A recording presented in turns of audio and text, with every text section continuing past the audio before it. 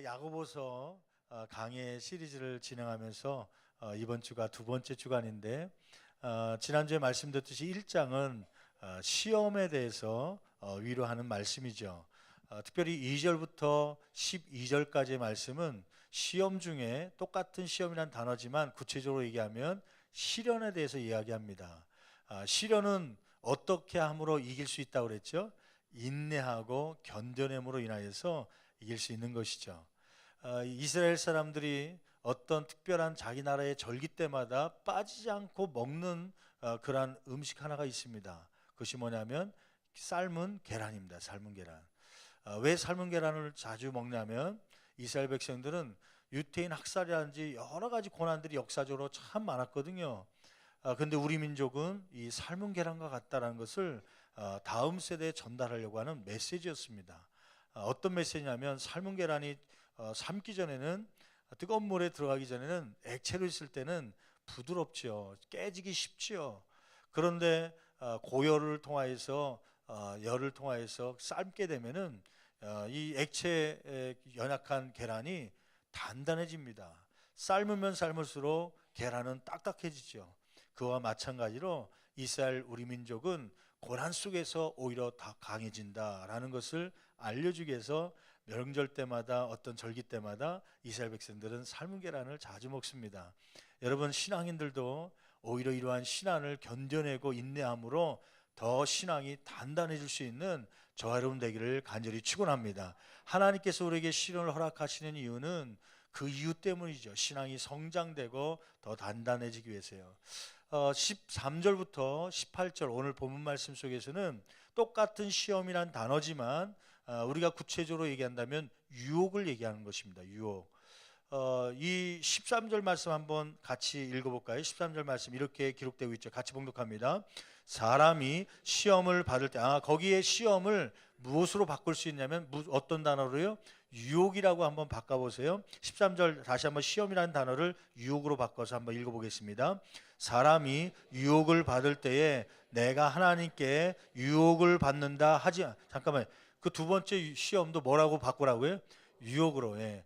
한 절 지나가기도 전에 이렇게 자꾸 까먹어야 그래야 목회자는 또 다른 똑같은 설교를 다음에 또 할 수 있는 거예요. 13절 말씀 다시 한번 처음부터 유혹으로 바꿔서 다시 한번 읽습니다.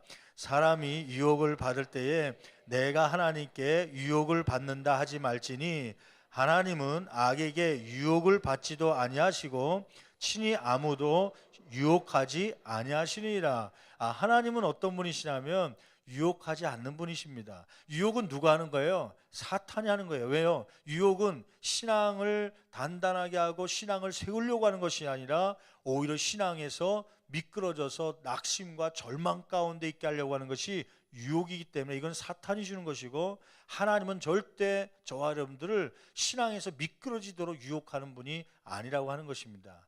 여러분 오늘 이 유혹에 대해서, 유혹이 누구에게나 다 오는데 유혹이 올 때 신앙의 자세는, 신앙생활하는 성도의 자세는 어떠해야 되는지 함께 살펴보면서 은혜 받는 저와 여러분 되기를 간절히 축원합니다. 먼저 첫째로 유혹의 시험이 왔을 때 그러면 성도의 자세, 구체적인 자세는 어떠해야 된다고 말씀하고 있습니까? 13절 말씀 보면 다른 이에게 원망과 불평을 하지 말아야 됩니다. 여러분 13절 말씀 아까 읽었는데 다시 한번 봉독해 볼까요? 같이 봉독합니다. 유혹으로 바꿔서 읽으세요. 사람이 유혹을 받을 때에 내가 하나님께 유혹을 받는다 하지 말지니 하나님은 악에게 유혹을 받지도 아니하시고 친히 아무도 유혹하지 아니하시느니라. 유혹을 받을 때에 내가 하나님께 유혹을 받았다, 어떤 시험에 빠져놓고 절망 가운데 있으면서 하나님이 나를 이렇게 만들었다, 하나님이 내 남편을 이렇게 만나게 해주셔서, 하나님께서 이런 환경 주셔서, 하나님께서 내가 가지만 말할 것 왜 거기다 만들어갖고 나로 하여금 이렇게 시험 유혹 속에 빠지게 하는가, 하나님께 불평하고 원망하지 말라는 거예요. 어떤 분들은 자기가 유혹받아서 시험에 빠졌으면서도 불구하고 남편에게 그 책임을 넘기는 분들이 있어요. 어떤 분들은 아내에게 넘기는 분이 있어요. 어떤 분들은 부모에게 그 책임을 전가하는 분이 있어요. 부모가 나를 가르치지 않아서 그렇다, 부모가 나를 돈을 물려주지 않아서 그렇다, 환경을 책임을 전가하는 그러한 분들이 있죠. 심지어는 누구에게까지도 이 책임을 전가하는 거예요. 하나님이 나에게 이렇게 만들어주셔서 내가 넘어졌다고 하는 하나님께 책임을 전가하고 원망하고 불평한 사람들이 있다고 하는 것이에요. 어느 때요? 유혹을 받을 때 그렇게 넘어지고 나서 하나님께 책임을 전가하는 사람이 있다는 거 아닙니까? 창세기 3장 말씀해 보니까 3장 12절 13절 말씀 볼까요? 거기 보면 선악과를 따먹지 말라고 그러는데 아담과 하와가 선악과를 따먹지요. 그래서 하나님께서 아담을 부릅니다. 아담아 아담아 네가 어디 있느냐 했더니 나중에 아담이 나와서 뭐라고 얘기해요? 12절 말씀 같이 한 목소리로 봉독합니다. 아담이 이르되 하나님이 주셔서 나와 함께하게 하신 여자 그가 그 나무 열매를 내게 주므로 내가 뭐 했나이다. 왜 선악과를 먹었냐 물어봤더니 누구 때문에 먹었다는 거예요. 아, 그 여자 때문에 먹었다고. 그 여자는 누구예요? 아, 그 전까지 내 살 중에 살이요 뼈 중에 뼈로 아주 아내 사랑스럽다고 그래놓고 그 여자 때문에 내가 먹었다고 그렇게 핑계대죠. 책임을 전가하죠. 그런데 거기서 중요한 말이 있죠. 그 여자는 누가 주신 여자라는 거예요? 아담이 이르되 하나님이 주셔서 나와 함께 하신 그 여자가, 결국은 그 여자를 주신 누구에게 책임을 전가하는 거예요? 하나님이 주셨기 때문에 내가 선악과를 따먹은 거 아닙니까? 하나님 때문에 내가 이렇게 절망되었습니다. 낙심되었습니다. 유혹에 빠졌습니다. 그렇게 책임을 전가하지 말라고 하는 것이죠. 여러분 잠언서 19장 3절 말씀 보니까 이렇게 기록되고 있습니다. 19장 3절 같이 한 목소리로 봉독합니다. 사람이 미련함으로 자기 길을 굳게 한다는 것은 유혹 속에 빠져놓고서 시험에 들어놓고서 마음으로 뭐라고 얘기해요? 마음으로 여호와를 뭐하느니라? 원망하니라. 사람들은 미련해 갖고 자기가 그 길을 굽게 하고 자기의 실수로 넘어져 놓고서 여호와를 원망하는 그러한 미련한 사람도 있다고 하는 것이죠. 저와 여러분들은 지혜로운 사람 되기를 간절히 축원합니다.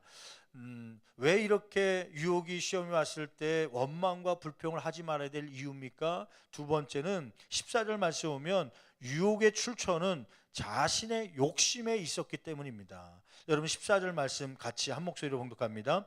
오직 각 사람, 거기 중요한 말이 있어요. 각 사람이란 말도 중요하죠. 왜냐하면 모든 사람이 유혹을 받는다는 거예요. 모든 사람이 시험, 유혹을 뭐하는 것은 받는 것은 무엇 때문에 그래요? 자기 욕심에 끌려 미혹됨이니.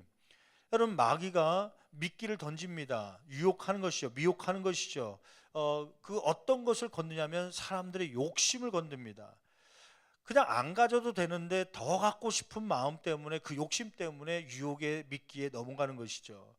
안 취해도 되는데 더 많은 여자를 취하려고 그러다 보니까 넘어가는 것이죠. 여러분 미혹이라는 단어를 한번 보실래요? 미혹이라는 단어를 보면 헬라어로 텔레아조라고 하는 단어를 씁니다. 이것은 무슨 뜻이냐면 미끼로 꿰다라는 뜻을 갖고 있어요. 미끼가 뭐예요? 뭐 할 때 쓰는 거예요? 낚시할 때 낚싯바늘에다가요 그 물고기들이 좋아하는 떡밥 혹은 지렁이 혹은 그 부더기 같은 거를 거기다 걸어놓고 하는 것이죠. 저는 낚시를 참 좋아합니다. 근데 낚시를 제대로 해본 적이 한 번도 없습니다. 나가본 적이. 이유는 뭐냐면 보는 거 좋고 같이 참여하는 건 좋은데 근데 저는 낚시질을 못해요. 왜냐면은 그 미끄럽고 꿈틀거리고 살아있는 거 그런 거는 절대 못 잡거든요.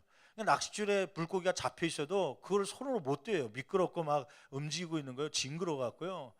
한 번은 그 군생활 하면서 군종 사병으로 있었는데 속초에서 군생활 하면서 군종 목사님이 낚시를 좋아하셨어요. 특히 바다 낚시를 좋아하셨어요. 어느 날 차를 타고 가다가 갑자기 바닷가에 멈추더니요 저보고 트렁크에 있는 박스 하나 들고 오라는 거예요. 목사님은 낚싯대를 들고 가시더라고요. 그러더니 절벽 같은 데 서갖고 그 낚싯대를 내리는데 그 박스 안에 지렁이가 있는데 그 지렁이를 그 바늘에다 꽂으라는 거예요. 그래서 나는 어떻게 처음 하니까 못한다고 그랬더니 그럼 시범 보일 테니까 그렇게 하라는 거예요. 그 박스를 열어보니까 개지렁이가 하여튼 손가락 줄기만큼 한 20cm 정도 되나 봐요. 개지렁이가 있는데 개지렁이를 손톱으로 바늘 딱 자르더라고요. 그러더니 그거를 낚싯바늘에다 막 이렇게 모양대로 꽂더라고요. 그러더니 이렇게 해갖고 만들어 놓으라는 거예요. 그때 처음으로 제 인생에 타령할까 그런 생각을 했어요. 지렁이 때문에 나는 그걸 못 만지는데 눈 딱 감고요. 어떻게 합니까? 군대니까 시키니까 복종해야죠. 낚시 그 하다가 지렁이가 그 바늘에서 빠져나가면 그 다시 끼러 오는데 그때까지 만들어 놔야 되니까 지렁이를 바늘로 그냥 손톱으로 잘라내는데요. 얼마나 징그럽고 막 닭살이도 없고 막 털이 삐쭉삐쭉하는지 하여튼 그때 타령할 생각을 했다니까요. 그 정도로 제가 이 낚시를 싫어하거든요. 근데 이게 낚시터가 어디냐에 따라서 또 물고기가 어떻게 되냐에 따라서 미끼가 달라지더라고요. 민물은 주로 떡밥을 이용하기도 하고 막 그러는데 이 바다나 이런 데는 또 지렁이. 또 어느 강을 갔더니 지난번에 한 2년 전에 우리 목회자들하고 수련회 가면서 목회자들이 부사역자들이 그러더라고요. 목사님 시간이 좀 낮에 남으니까 가면서 점심 먹고 나서 한 그 호텔까지 3시에 들어오려니까 한두 시간 남는데 여기 가다 보니까 중간에 그 인제 쪽에 무슨 강에서 이 구멍을 파놓고 겨울인데 빙어 그 낚시를 한다는 얘기예요. 그래서 한번 평생 안 해봤는데 이거 한번 해봅시다. 뭐 그래갖고 갔더니 거긴 또 미끼를 뭐 쓰냐면 구더기를 쓰더라고. 구더기를.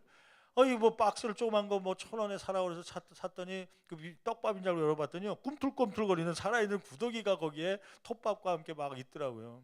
그것을 이제 바늘에다 하나씩 그것도 또 이렇게 세밀하게 이렇게 구더기가 얼마나 작습니까? 그러니까 바늘에 잘 그 고리가 들어갈 수 있도록 하는 것이죠.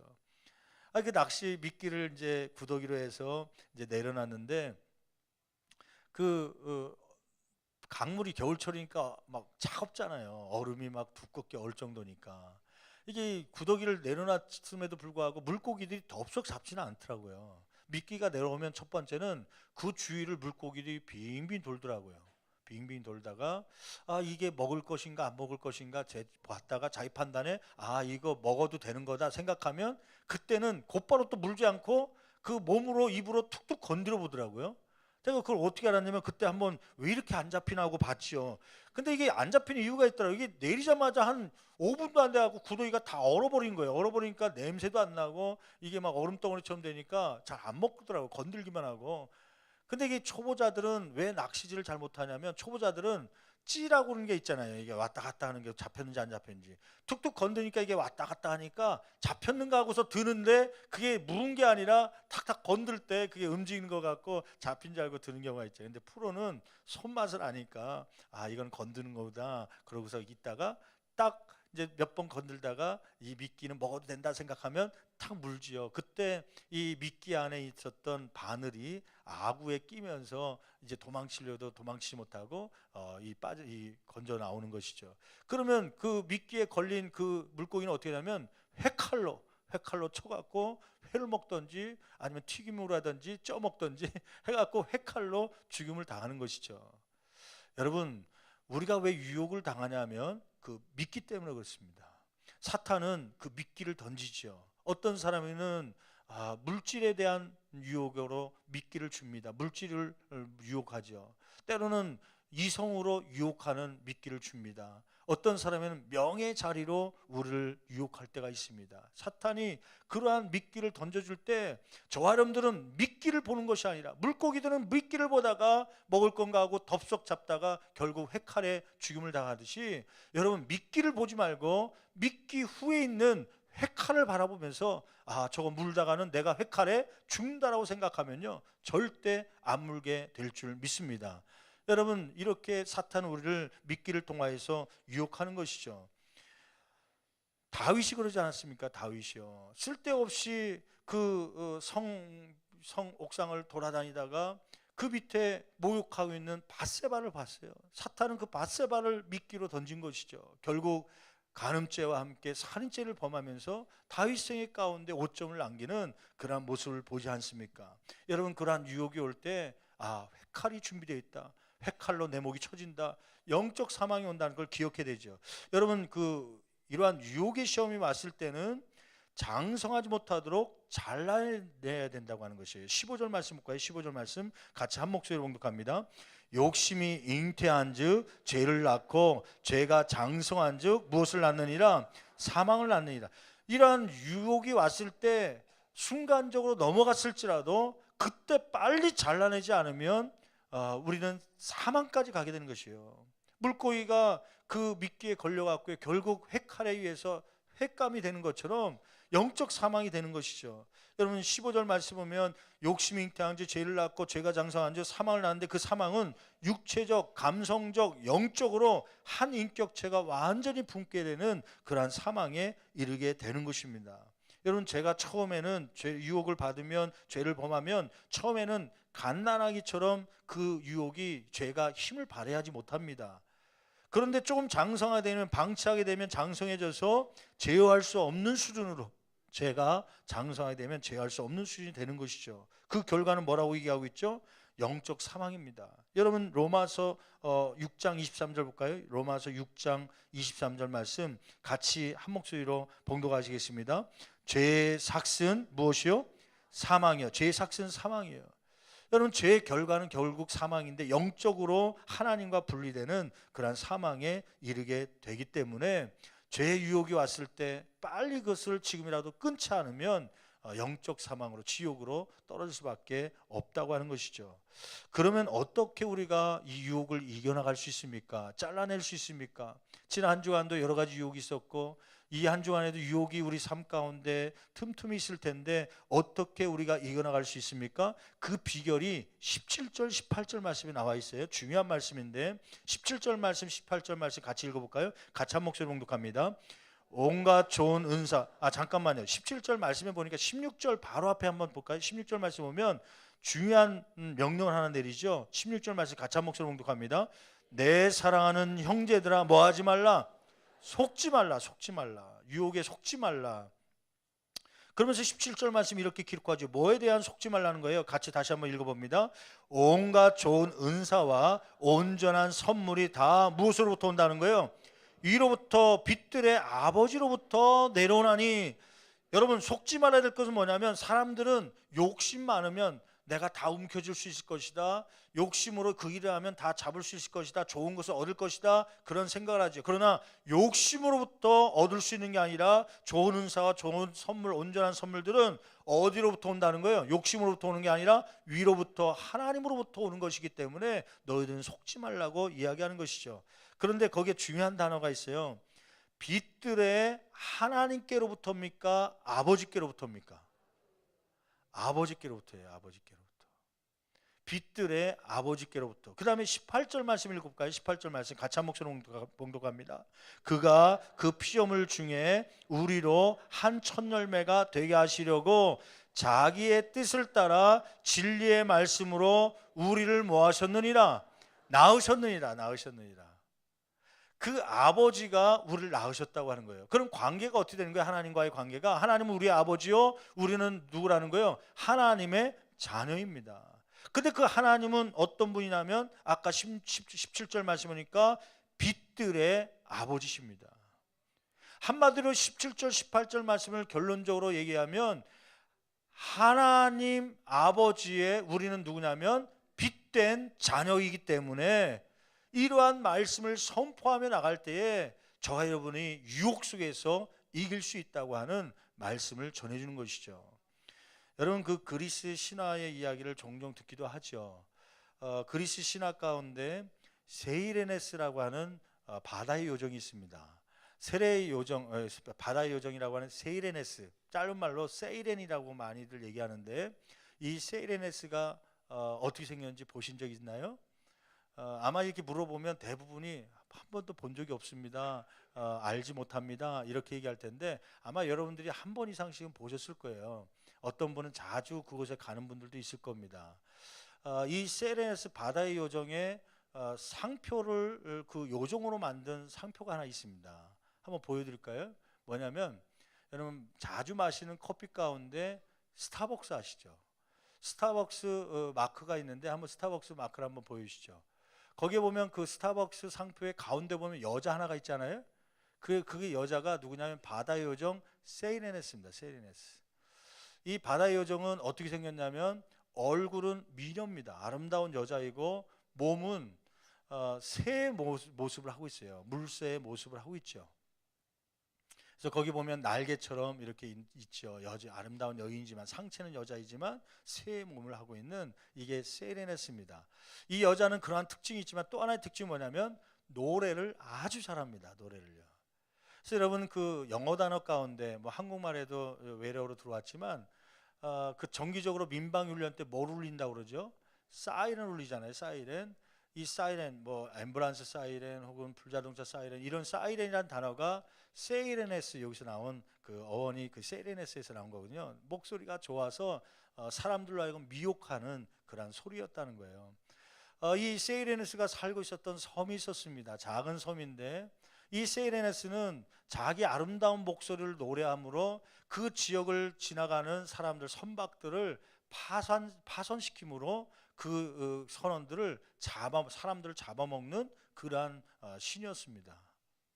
그러니까 그 세이레네스가 살고 있는 섬을 주변으로 가면 사람들이 미혹을 당하는 거예요. 뭐 때문에요? 그 맑은 아름다운 여자의 목소리가, 노랫소리가 나오니까 이 선장이나 선원들이 이 노래가 어디서 이렇게 흘러나오는가, 자꾸 배가 그쪽으로 가까이 가다 보면, 그 섬 가까이 가게 되면 암초에 부딪히거나 얕은 물가로 가다 보면 파손이 돼 갖고 그 선원들이 물에 빠져서 죽게 되고, 죽은 시체들을 이 세이레네스 신이 잡아먹는 것이죠.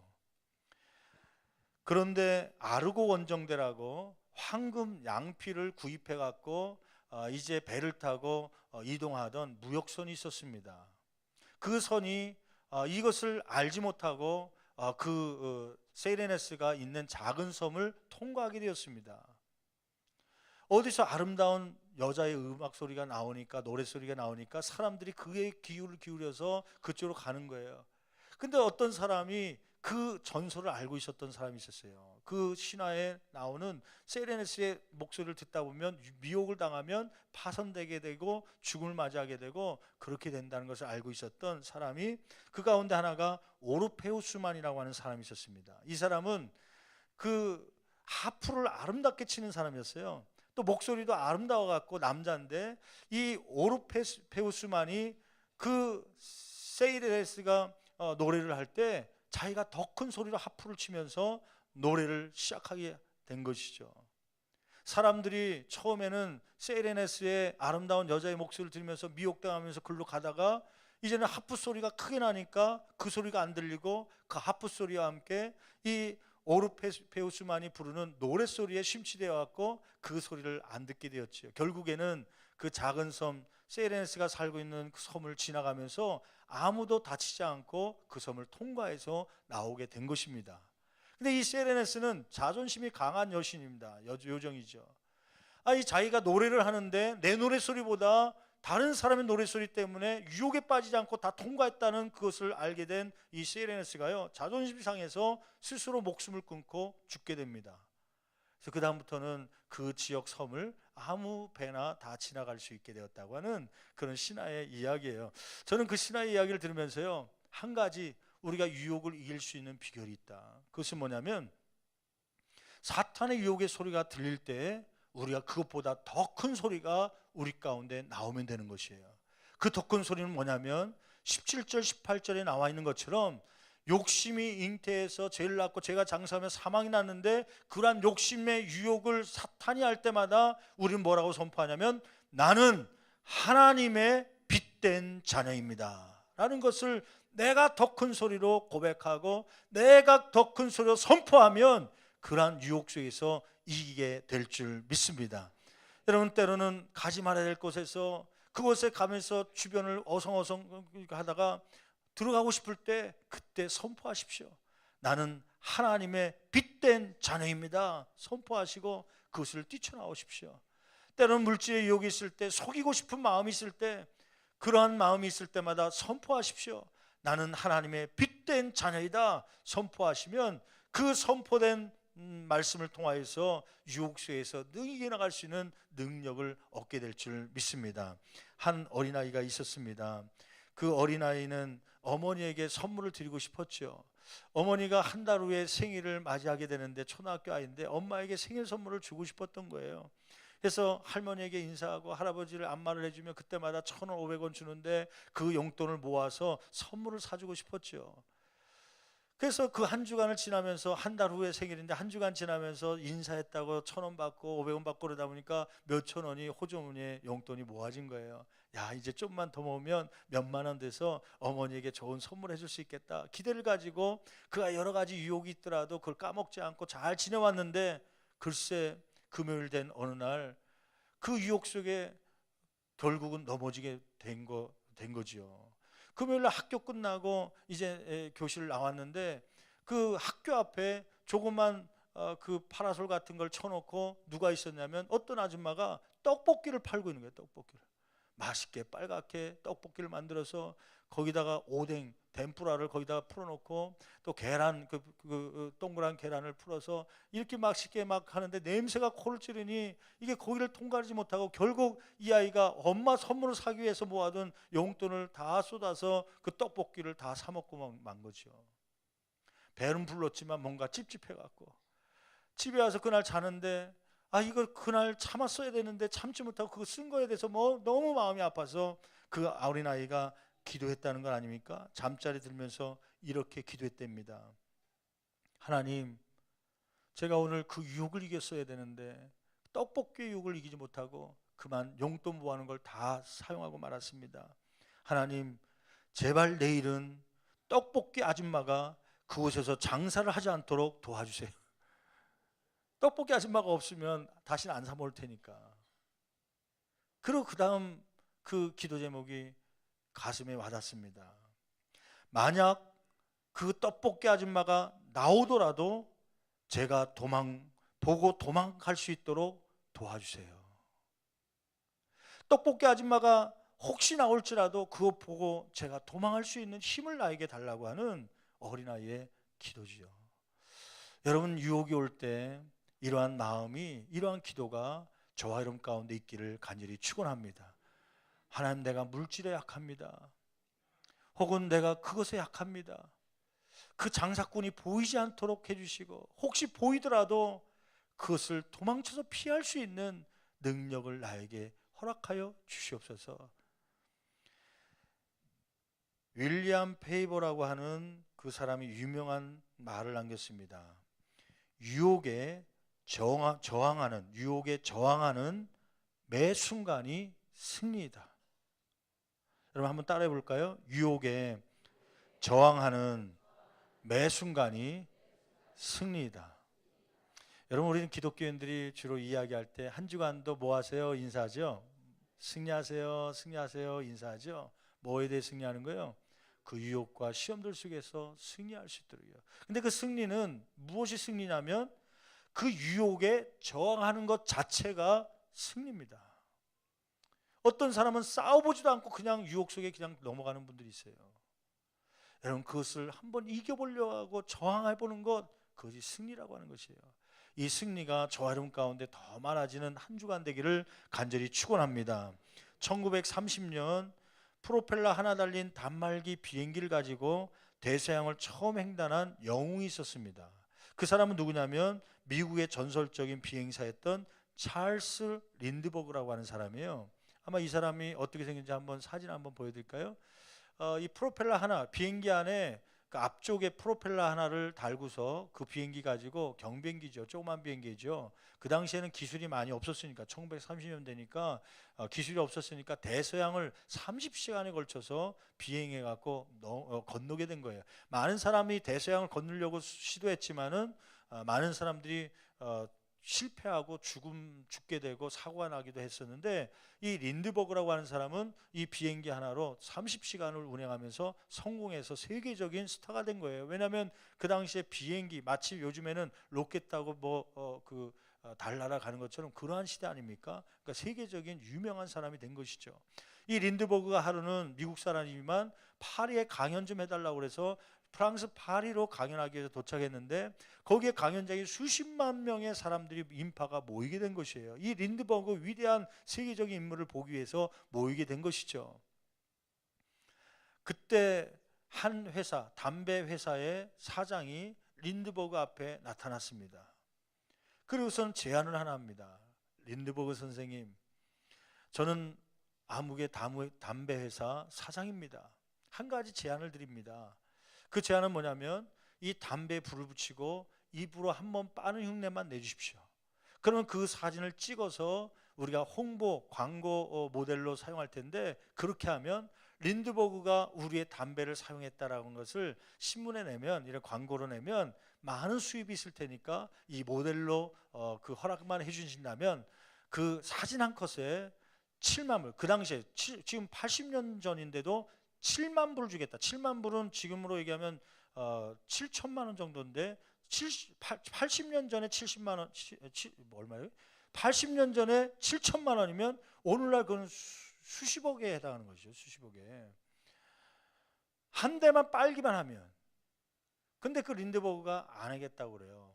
그러면 그게 불편하다면 손가락 끝에 우리 담배를 꽂고만 있으십시오. 다 폼을 잡고 꽂고만 있으면 그걸 우리가 사진 찍어서 홍보 모델로 사용할 테니까, 그러면 동일한 금액을 우리가 수십억을 드리겠습니다. 그때 유명한 린드버그가 이야기를 합니다. 선생님, 죄송합니다. 나는 세례받은 하나님의 자녀입니다. 그러면서 그 유혹을 뿌리쳤다고 하는 것이에요. 여러분, 여러 가지 유혹과 시험들이 올 때 우리가 이길 수 있는 비결이 있습니다. 그것은 뭐냐면, 그 유혹이 올 때마다 마음 가운데 입술로 고백하십시오. 나는 하나님의 빛된 자녀입니다. 고백하면 그 유혹 속에서 이길 수 있는 힘이 우리 가운데 공급될 줄 믿습니다. 이 한 주간 저와 여러분들이 유혹 속에 살아가면서 시험 중에서 나는 하나님의 빛된 자녀라는 선포를 통하여서 승리했음을 간증하며 하나님 앞에 기쁨으로 다음 주 안에 돌아올 수 있는 모든 성도님들이 되시기를 간절히 축원합니다. 축원합니다. 기도하시겠습니다. 이 시간에 기도할 때 오늘 말씀을 기억하면서요, 여러분, 우리의 삶 가운데 여러 가지 유혹과 시험들이 있습니다. 이러한 유혹이 올 때 이길 수 있는 능력은 무엇입니까? 여러분, 이 유혹에 계속해서 넘어지고 그 유혹이 장성해지면 나중에는 사망, 영적 사망으로 지옥에 들어갈 수밖에 없습니다. 여러분, 이 장성하기 전에 그 유혹을 끊어내야 됩니다. 그 유혹을 끊어내기 위해서는 필요한 것이 있습니다. 그것은 사탄의 유혹의 시험의 목소리가 들릴 때마다 더 큰 소리로 나는 하나님의 빛된 자녀임을 선포하십시오. 그러면 우리 이길 수 있는, 유혹을 뛰어넘을 수 있는 능력이 주님께로부터 올 줄 믿습니다. 하나님, 이러한 삶을 살겠습니다. 능력을 더하여 달라고 두 손 높이 들고 주여 세우님 채치며 간절히 기도합니다.